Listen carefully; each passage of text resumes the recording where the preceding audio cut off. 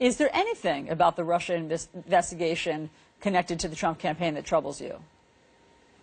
Yeah, the reporting that's taking place and the exaggeration of venality and the suggestion, look, it's now 7 months since the election.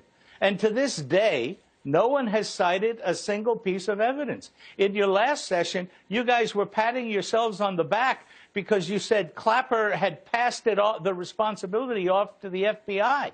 But you forget that in the last weeks of the administration, Obama allowed all his intelligence agencies to share their information. And there is no question in my mind that when that happened, since Clapper's group had originated this, that anything the FBI had would have gone back to Clapper. So it's nice for Clapper to try and wash his hands of it by throwing it in the FBI's lap, but he had access in those days to whatever the FBI had. There is nothing there. So Jared Kushner meeting with a major Russian banker of a massive bank that has connections to Vladimir Putin, nothing to see there.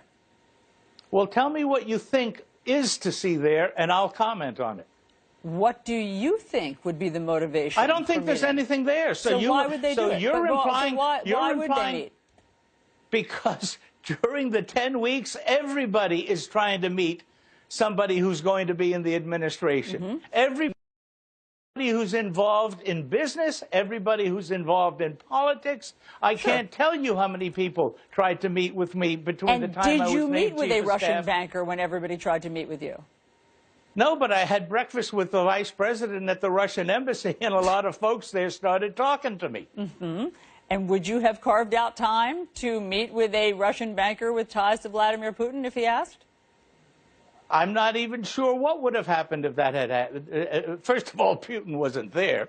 But look, you're asking hypotheticals on hypotheticals. Well, I'm trying to actually take your temperature. I'm trying to gauge your comfort level with all of this. My comfort level, the only discomfort I have is with folks in the media trying to create a venality without having the courage to specifically tell me what the venality that I should be concerned about is. Well, I have not identified a venality. Have you? Well, you should be concerned if there was collusion.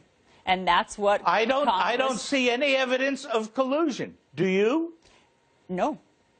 That's okay, so that should end your reporting right there. You should put an exclamation point after you know. Understood, but we're at the beginning of the investigation. So what? You're 7 months into the investigation. Not exactly. You're 7 months. Robert Mueller has just taken over.